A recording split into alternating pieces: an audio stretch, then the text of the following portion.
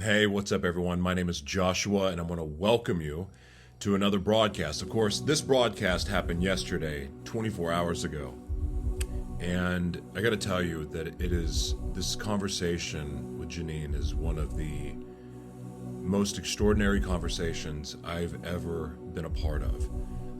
I don't know how much you all know about Carl Jung or dark night of the soul or shadow work or embracing our darkness. If any of these words or phrases sound familiar to you, then this conversation is going to feel like home. For others who look at what I just said and go, "Ooh, that's bad," well, I would encourage you to watch or listen, because this is a refreshing conversation, one of the most refreshing and rewarding conversations that you could possibly have, talking about embracing your shadow, doing shadow work, embracing the darkness, not going towards the darkness. There is a difference between the two, and if you don't understand that, then this is absolutely the broadcast for you. I want to thank everyone who's watching at joshuatberglan.com, but those of you who are watching at YouTube, I'd be grateful if you subscribe, like this video, because I promise it is like-worthy. And I would also be grateful for your feedback, which you can comment below. And if you're on my website, joshuatberglan.com, then you'll be able to comment and leave your feedback there alone, because this is an extremely thought-provoking conversation. Our guest is just awesome, and I think you're gonna really, really love this. Thank you for being here, and you all have an amazing experience. Enjoy the broadcast. Thank you.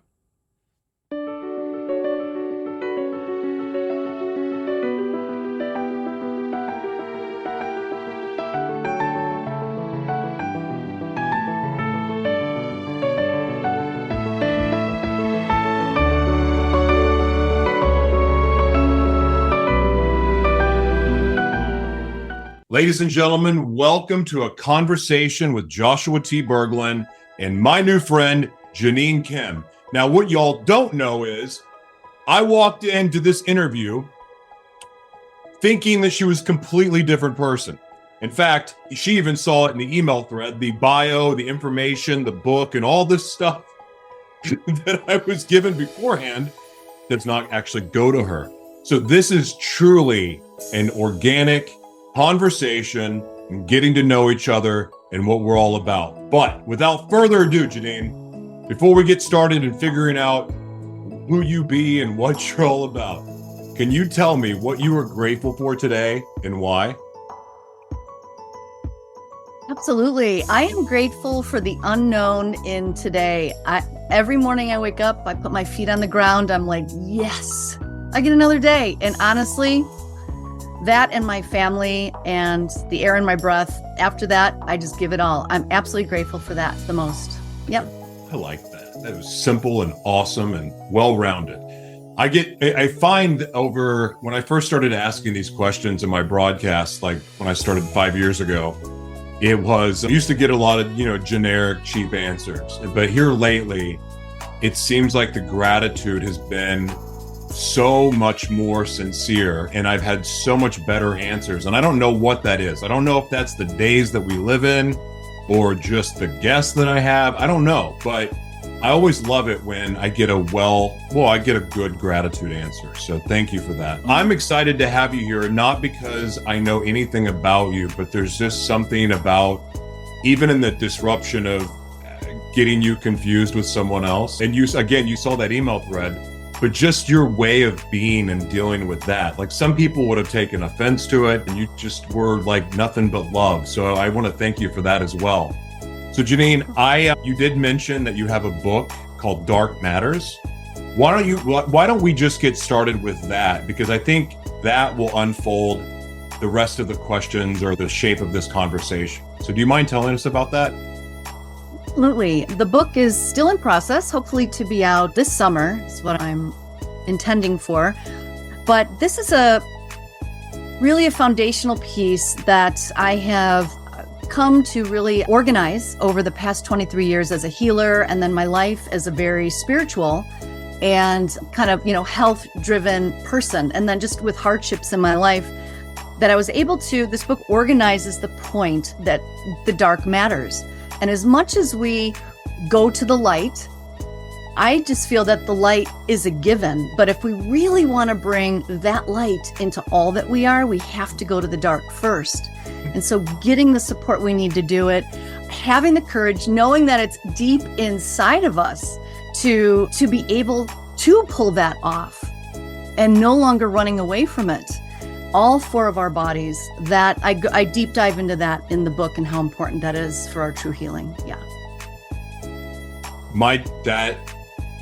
That's very reminiscent of my journey. And of course, while you're going through those journeys, you think you're the only one. And it's hard to comprehend sometimes that the hell that we walk through, I'll just speak for myself.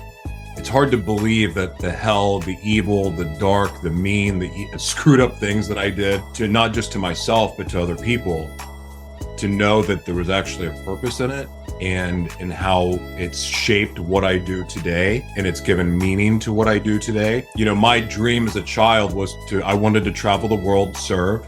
I wanted to have a global talk show where I actually traveled into the communities and not only, did my thing, but I also served and helped and gave back in those communities. I wanted to be a different type of Howard Stern, if you would, or an Oprah. That's what, for me, attracted me and excited me. I just wanted to do it my own way. That said, I never in my wildest dreams thought I would be doing it as somebody with HIV, somebody that battled my sexuality most of my life, somebody that was an abuser, abused, a cheater, a chemsex addict, all those things. Like, that's not the shock jock that I thought I would be doing, but right. Here we are. And it's really interesting, but I look at my trauma, my dark side, my darker self, that part of it is become the fuel for my purpose today. Now, when I say that to you, how closely are we aligned? Utterly, on so many levels. I have been through quite a bit of darkness myself, and it was a very lonely journey. And just being able to face that darkness, and then also, well, for instance, this might be hard to comprehend in the context of what the context of our lives today, but I was kind of born in that shame. I was born in 1967. My mother gave me up for adoption because she was an unwed mother, out of wedlock, and Catholic family. And so she had to go away to a home for unwed mothers. And then I was in cradle, where they give up babies and you hang out there for months, and then your parents would take you home. Now I had, parents who loved me and didn't make fun of the adoptedness, but it was definitely a shame factor. And that was just a little piece, but that darkness that you hold that inside, like that shame of, back then that was a big thing. My mother would not be able to get married again if she had a child or get a job or anything of that nature. So just starting off on that, and how much slowly, little by little, our culture has come to kind of lean into that darkness a bit. It feels like a bit of that darkness and embrace it. And I always say that, the light side of the moon and the dark side of the moon are still the moon. So what are we running away from? We need to embrace these things, and that is what makes us whole. Yeah. Just own it. When I first turned my life around, it was, even though I didn't call myself a Christian, it was because I grew up in the church. All I knew really was to cry out to God and to cry out to Jesus and all that. And that was a breaking point for me. And I, since then, over the last 7 years, I've kind of not broken away from that necessarily, but I've kind of elevated past that point and understanding that it's all really within. And even though God is in everything, he's also inside of us. And right. That shadow part, it's like God and the devil exist inside of us as well. Or that's how I've made my brain understand it. And for so long, everything was outside of me, and I'm trying to reach for all of these different things and follow all of these different rules that were outside of me, but yet in my spirit was conflicting with these rules that I was taught. And I thought, well, I'm just a bad sinner, or I'm just a bad this, or I'm just evil. And even that, my understanding with that has even changed, because so much of what I perceived as bad and evil and vile really was teaching me something and preparing me for something that was way bigger than me. And I'm grateful for that. Like, I'm honestly grateful for my evil, my dark. And that's a weird thing to say, especially, and now that I've gotten out of this, and I would love your opinion on this thought, but now that I've kind of elevated outside of religion and that box, and I'm looking down at other people that have the different religions and the different systems of belief and rituals and all that other stuff that they do, I see them trapped in a prison that is a constant, it's like they're set up to fail. Because in a way that you would think that when you say being led by the Spirit, well, what if you're led to do something that contradicts your religion? And that happens a lot. So people get depressed, they get anxiety, they end up acting out, or would be described as acting out. And then they shame themselves for that. And then they're just stuck right where they were. And none of that is about being your higher self. Can you address what I just said? Yeah, so much is coming through as you're sharing. I love this. First, I would say that, I feel like we're moving into a time where our connection with God, our God, is a really personal experience.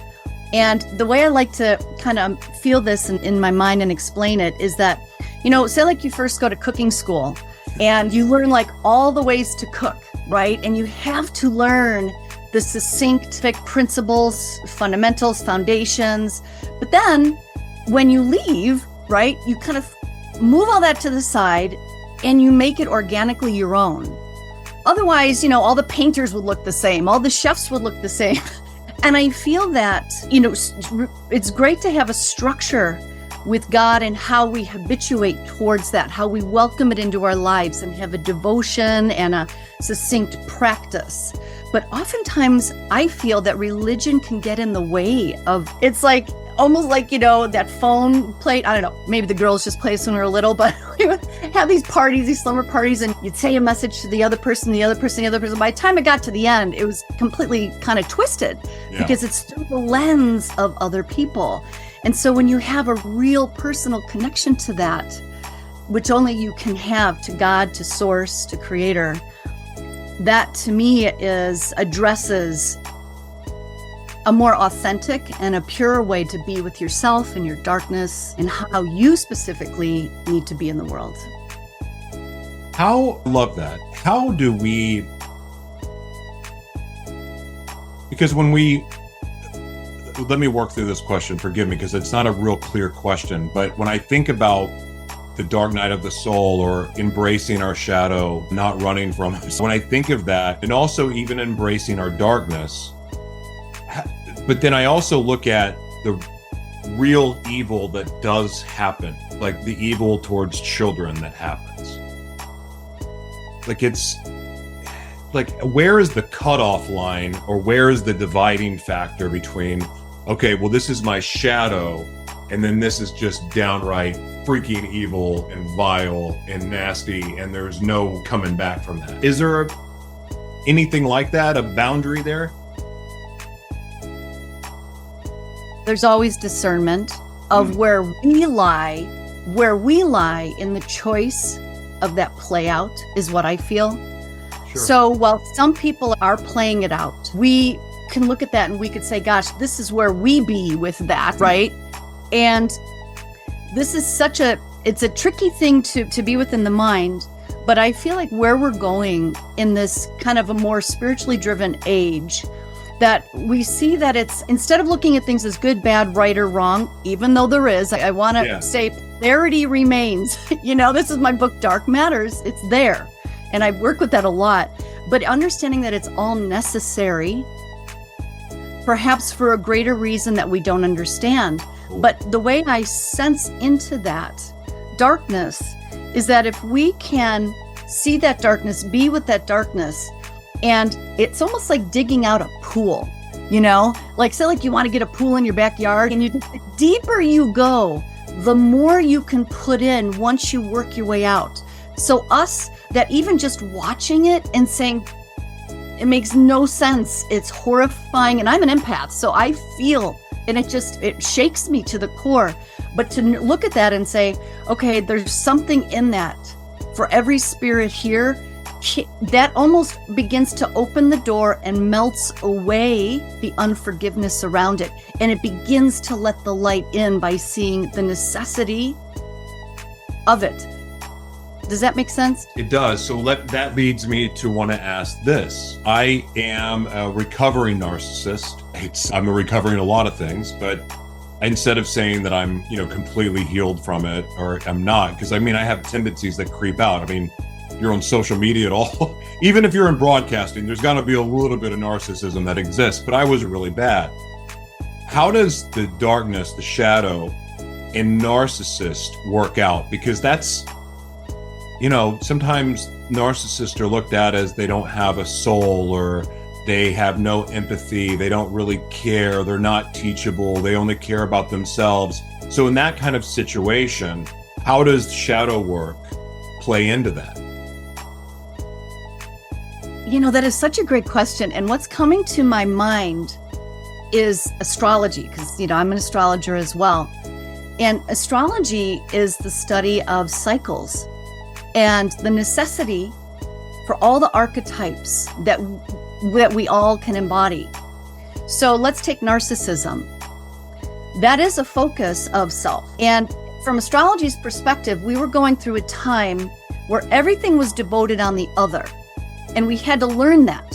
We had to learn it, but it came to the point where it was such an external devotion that there wasn't an internal calibration. There was no internal compass at all. So, there's a spectrum of being with any narcissism or other. There's a spectrum of being with that. And we always want to find the middle ground. So once we move away from overly focusing on the other, we had to really come back and focus on ourselves. And we do this in our lives personally as well. That you come into a place, you're like, okay, I really want to focus on myself, but I really went over here to this end of the spectrum. Okay, cool. You carved that out. But there's some middle ground. We need to account for ourselves. And I truly feel, even as a healer, you cannot heal anybody and just give without being right with yourself, without paying attention to yourself, without centering with your own devotion, so that you feel full and there's no resentment when you give, and you could teach other through example. So your narcissism, you got in the car, you went a little over to the right, you come back to center, and you have a center of self more than anyone, and you could bring that structure to the world when you serve. My healing really began with radical honesty, like a very uncomfortable radical honesty. And eventually, and then having a wife that holds me accountable, I did the healing and was blessed to have someone come into my life that belonged there. and it's been, I don't believe that the creator would have allowed that to happen, to bring her into my life and two precious little girls, if I hadn't done the work to heal. But you really find out where you're at as a human when you have a person, when you have a really good mirror to look at yourself, and it also holds you accountable. So I'm grateful for that, because I don't want to live my life that way. And I'm not scared. I think that, I don't know this to be true, but from my own observation, it almost seems like narcissism begins out of like almost a necessity. No one else is taking care of me. I don't feel safe with anyone. And so, which was all true for me. And now ultimately, because I feel safe, I can trust not a lot of people, but some people. That's all helped with my healing, and it's been beautiful. I want to ask you, the other thing too, you brought up about healing, and I would love your opinion on this. One of the dangers that I've seen in my own experience, like when I first turned my life around, I was like on fire to rescue everyone that came from where I came from, even though I wasn't completely healed yet. And I found myself falling into a lot of situations where somebody would come to me for healing because they felt safe, because I was admitting to being all of these things. And so it opened up people, that truth attracted a tribe of people that were drawn to whatever, whether it was the honesty, the trauma, I don't know. And what I found was that for me, I started to trauma bond with people. in a very dangerous level where it almost turned into like an addiction. And then it became sexual in nature, and then start the cycle all over again. And then like with my healing, and as I have healed, I've been able to step back and go, okay, now I got to set these boundaries and keep these boundaries. But I remember one time, a couple of years ago, before I met my wife, I had an experience where I was healed and I was keeping the boundaries until hormones or something kicked in. And then all of a sudden, all of the good and the healing and whatever that was taking place was erased, because now sex was brought into the picture, trauma bonding was brought into the picture, and it was like starting from zero again. Can you speak to that and like the process of being a healer, the importance of needing to be healed yourself, and so on? Can you speak to that? Sure. And hearing this, and I love your vulnerability, Joshua. It's so delicious because you could do something with that. You could do something with that truth. And, as a healer, boundaries are everything. However, we're all learning as we go. And one thing that really is a piece of the foundation of all the work that I do is that the finish line is that there's no finish line. That's true. And at first, when we hear that, we're like, what? I've been doing all this. Where's my finish line? It's not there. And there's almost it evokes things, right? I'm not going to say what it evokes. Everybody feels something different. That one that settles in, you're like, that's kind of a relief, when you really let it settle in, because there's no like Shangri-La waiting on the other side or somebody saying, hurry up and finish. It's these layers. We're like baklava, we got these layers. Once we get something done, there's another thin layer and another thin layer that we can just... Nice analogy. You'll find everything is usually accurate, though. It's better than the onion analogy. No, I like baklava better. I know, it's way better. I like it.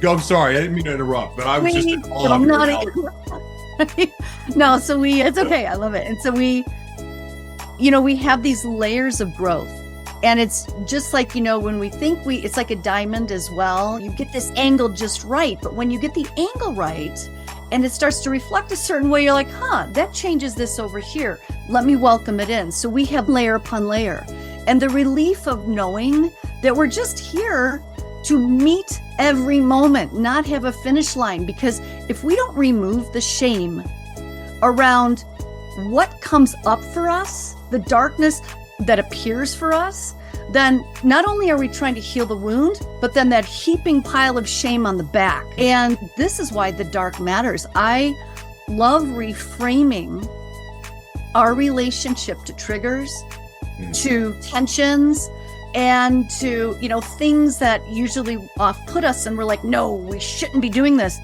When it shows up, if we could reframe our perspective and be like, whoa, there it is again. Whoo! And you look at it like, yes, I have another nugget, another little layer, and I could look at this and be with it in all honesty. Whatever that looks like, anger, rage, and then that allows it to kind of move through us, and we could be with it instead of having like an additional side of shame. Too much. When did you first become passionate about this work? I really admire, you've really taken this serious. It's almost like you've gone to like Carl Jung levels of understanding. When did you first recognize that this was your path? Because it's not an easy path. Not. I have to say, I feel like I was oriented to this my whole life. Spiritually, as a child, the funny things that I would do, my friends are out catching frogs, and I'd be out there with them too, but then I should have to come in at Easter. I would watch the mini series in my parents' bedroom in the 70s. That was like the crucifixion of Jesus. I don't know if you remember that, those of you who are about my age. They have like a little mini series, and I had like a little holy water thing in my room. And my parents, they were Catholic, and we went to see, Catholic school and church every Sunday, but it wasn't front and center for us. But inside of me, it was deeper. I'd always look at the North Star at Christmas, and imagine the three wise men, like something is built in me. And I stepped away from that for a bit, but it was always in me. And in the 90s, it really started to take hold. And that's when I began my deep dive in my study. And the passion comes from empowering myself and other people, because I really have walked a singular journey. I haven't had any support in life. And I know there's other ways that we could be with the darkness, and pushing it down is not a truth. No. It always comes up. We cannot ignore that. So for me, part of my darkness was centered around sexuality. And I say darkness because I snuck around and kept secrets and lied and did some vile things to protect that secret for a lot of reasons. Even after I turned my life around, I was able to, with momentum and energy and enthusiasm, avoid that part of me, because I'm going to be abstinent. I'm going to do things the right way, blah, blah, blah.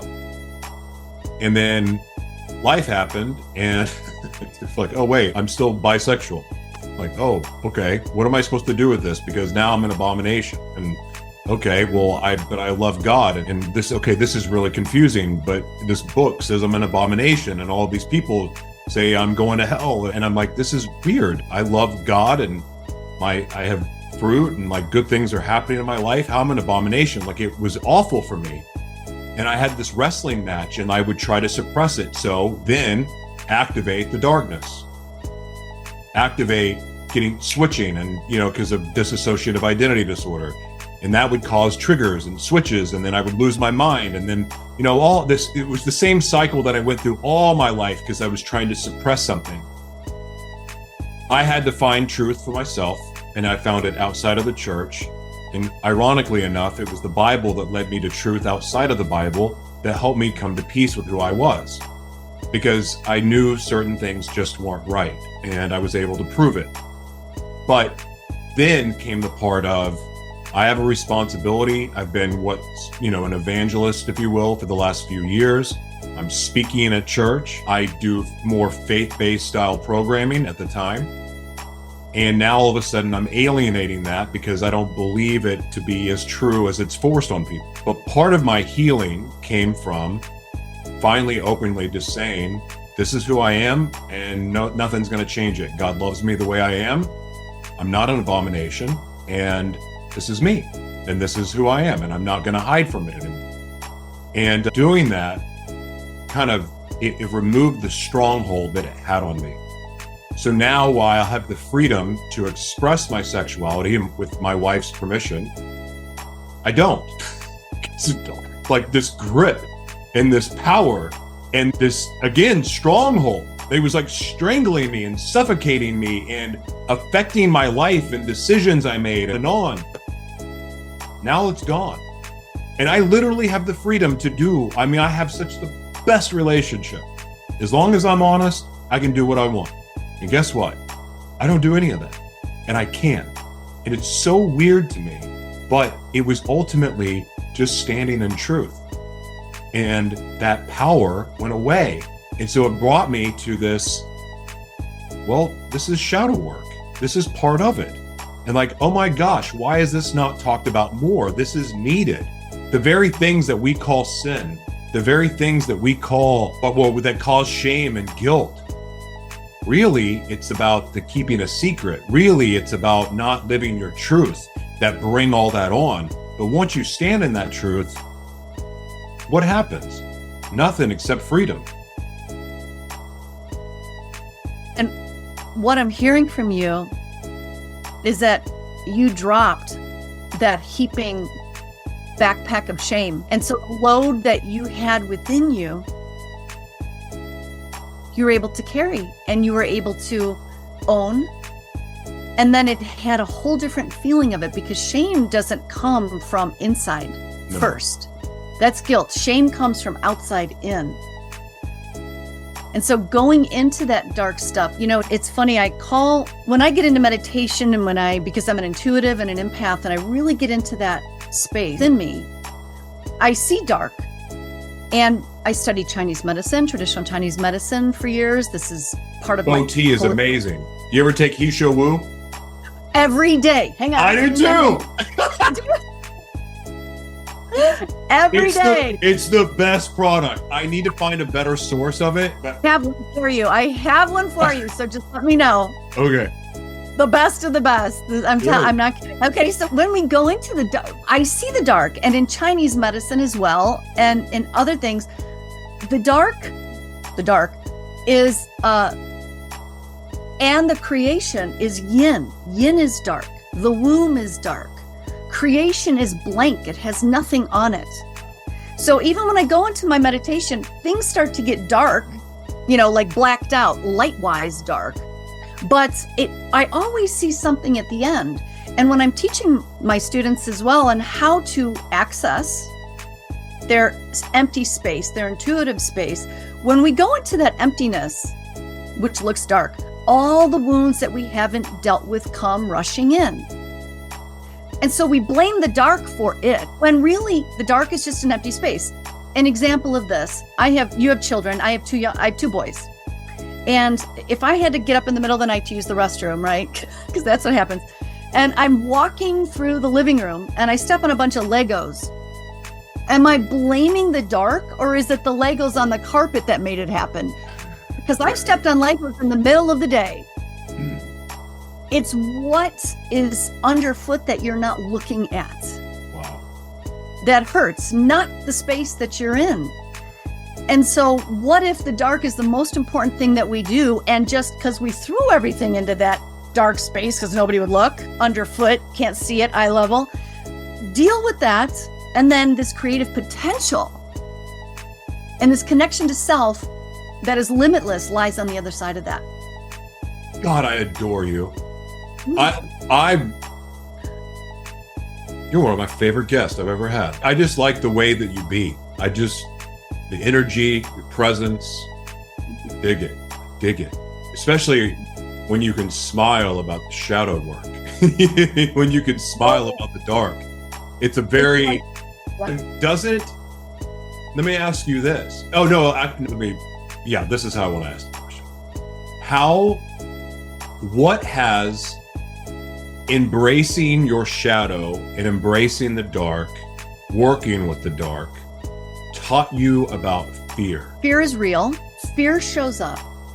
But when you meet it, you go beyond it. Like, do the thing you fear the most, and the fear of the thing will die. And this branches off in a couple topics. First of all, I think we're about the same age. So do you remember the movie Poltergeist? Heck yeah. Okay, so whenever I'm getting ready to do work with my clients, I'm the little old lady with the squeaky shoe that is like, okay, Carrie Ann, we're going into the dark, and you're going to come out, right? I'm a little church lady. But then at the same time, it also leads me to one other thing I want to mention, is that when I do this work, it's not like I go in there willy-nilly. I really have to be mindful. This is where kind of the narcissism concept comes in. That word is necessary, but the focus I put on myself is so rich and so deep and so full that if my frequency, my whole instrument is not attuned, I don't know myself here in every way. When I go into somebody else's dark space, there's going to be stuff there that you feel and you sense energetically that call you to that. Yeah. But you have to know thyself. Temet noske, know thyself the most, and raise your vibration, be with that joy frequency, and walk through it unafraid. So I see it as a leveling up. I see it as an opportunity to say, I will walk through it. It's an invitation it's like a Trojan horse weaving the light through that dark. And it makes me a better person. Yeah, I love that. Fear for me, I've gotten addicted to it now. When I initially felt led to do the thing that scared me, which was to be honest. Yeah. When I first started my talk shows, I was honest about 98% of the things, but I was withholding that I had HIV, and withholding that two of the 6 times I'd been in jail were for domestic violence. Right. And I really felt in my spirit that it was time to be honest about it, and I was terrified. So I was honest, and I eventually did that. And then I had a relapse like a year after that. And I felt God. I don't know how to describe this experience, except that it was God. I'm on my phone. I'm up 4 days. I just got done, this sounds awful, drinking my own urine to get high to keep me going long enough to find more drugs and sex. And I felt God drop down like right here to the corner, like he was looking at my phone and what was on it, which is like, God didn't see this. And he says, I'm not done with you yet. This is gonna suck, but you're gonna put a spotlight on your shadow world. I mean, he gave me this series of like commands, but one of them was, I don't get the luxury of secrets anymore. I'm gonna put a spotlight on my shadow world, and I'm just gonna be honest about everything, all the things. And so that included the relapse and the struggles and like uncomfortable. And it's weird because that took me on this journey of going, I was still involved in the church, still speaking at church, doing the Saturday night service, doing the Bible studies and all of that. And in that honesty, I felt the most rejection, yet I also felt the most freedom. Especially where it hurt the most was that the rejection was coming from the very place that I wanted to be accepted the most, and that was the church.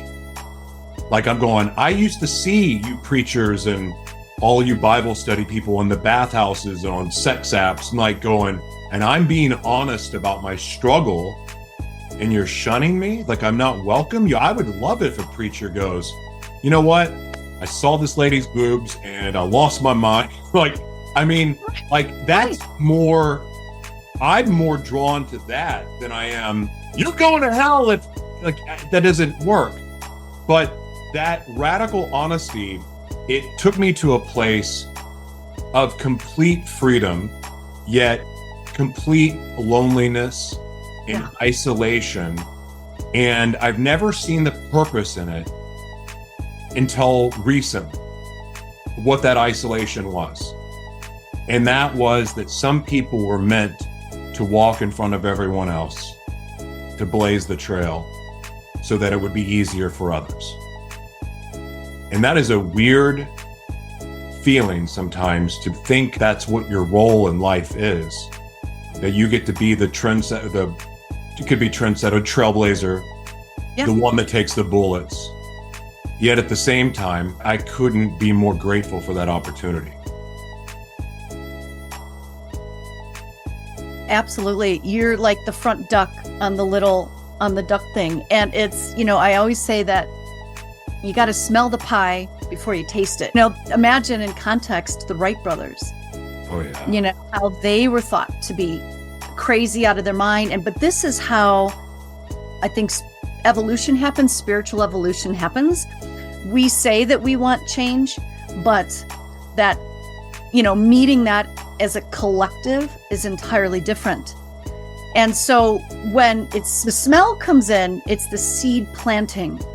So people like me, or, even when I look at somebody like you, I know what I see.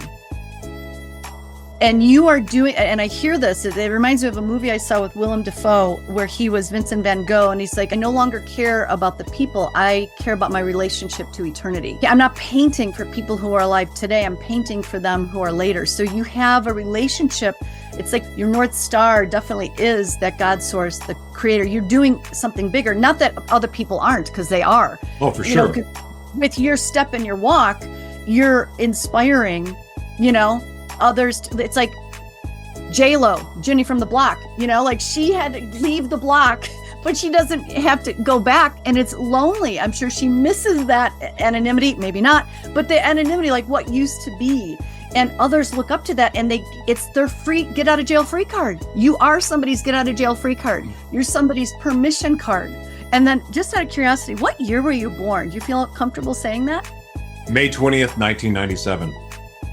1997. Okay, because there's some astrological components to that speak so much to somebody who's not afraid of that edge. And that's that Pluto and Scorpio.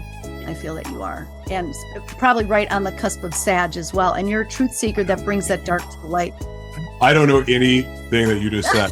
I just remember one time looking at my birthday and it said Gemini Taurus cusp. And so I read what it was about, and I was like, oh, well, that makes perfect sense. So I don't really know, I don't really know how all that stuff works. I've never really tried to learn, but I do know that I've spent most of my life believing I was from another planet. So that was the only thing. I'm like, why am I so weird? I am so weird. But I'm like, now I want to ask you about this. I know how important identity is, but it feels like right now, at least what I see in the world and especially what's put out in the media, which a lot of it's just not true, but some of it is, there is an identity crisis. Growing up in America, and I'm not trying to trash, I'm so grateful to have grown up here because it could have been way worse. But as I've learned how America's been great and in power, I'm like, oh, so basically we're Nazi Germany. NATO's doing the same thing the Nazis did. This is really weird. Okay, so how do we, America has an identity crisis, and it's just getting worse every day. But at the same time, we'll never heal. We'll never be what we're supposed to be. We'll never accomplish what we are capable of unless if we know our identity, because we don't even know the path to walk without our identity. If not, we're just like crazy people running around like, where do I go? Where do I go? How do we find our identity as a nation, as a people, as a civilization? How do we find that? Stop looking outside. That's good. God, that's good. And again, isn't it interesting how the minute that is said, and consider all the things that you said about how, maybe even the freedom of speech, or how we're able to or not see certain identities out there, how we're able to or not, have these words that make us our identity. The moment I say that, isn't that interesting how it kind of goes back to, well, isn't that narcissistic? And who made that up? What if we looked at the care of self on a spectrum? And again, the dark is where the greatest creative potential is. And everybody's like, run away from it. Don't look at it. Just be happy. Even law of attraction it away, which I get it, but there's some darkness in there. We got to go to all of it, man. Yes, go ahead. No, I'm like, as you're talking, I'm like, okay, I'm painting this picture in my brain. Keep going. Okay, so it's a thing that I call, as a holistic healer, I call it, instead of calling it healing, I call it holing. WHOLING. I love that. Yeah, isn't it interesting? It breaks that perpetuation cycle as well of let me come heal you, the victim, that sort of thing. It's a wholeness factor. So to answer your question, if everybody were taught, given opportunities to look at all four bodies that matter, your spiritual body, etheric, your mental body, etheric, your emotional body, a little bit more dense, but etheric, your physical body is the last. And all those three, they create the holograph of physicality. That's the somatic experience. That's the mind-body connection. So when we answer the call to all of those bodies and create space in our life every single day for spirit, every single day for the mind, every single day for the emotion, and every single day for the physical in a balanced way, whatever that means, create space for all those, then we feel more whole and we answer the call to what we need. My life, take a look at this. I'm an intuitive, I'm a redhead, I'm ultra sensitive, which in the past is like, oh, you're so sensitive. And I've reprogrammed that to mean very present. It's the canary in the coal mine. Canary is brought into the coal mine to get the coal miners ready for what is going to happen to them. But it happens to the canary first. And so the sensitivities that I have are different than in others. So if I care for my four bodies the way I am driven to do it, I feel full, I feel whole, I feel empowered. If I were to listen to what everything is told to me outside, I could not survive. And I've been through patches of that. My body gets sick. My mind gets sick. My soul breaks. Well, not my soul, my spirit. My spirit breaks. The soul doesn't really break. But does that make sense? Yeah. And so here, what can we do? Care for ourselves like it's the most important thing ever. And that would even remove the narcissism, because you're not wrong there. Those that typically have to swing, it's because the arrow was pulled back so far with neglect that you went completely the other way to survive. It's a survival mechanism. Yeah. We have to care for ourselves, and we have to know it's okay to do it. And we can't have anybody out there telling us how to, because they're not right. We could cherry pick the information, but we got to take it in and bring it to our own truth.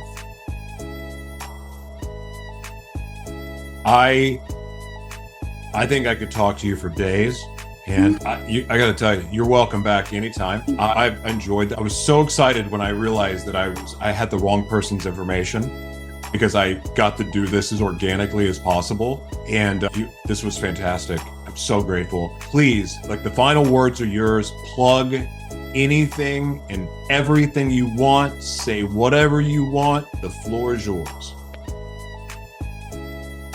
Last little bit I'll say is, I know we're in crazy times. Let it come up. Think Dr. Pimple Popper.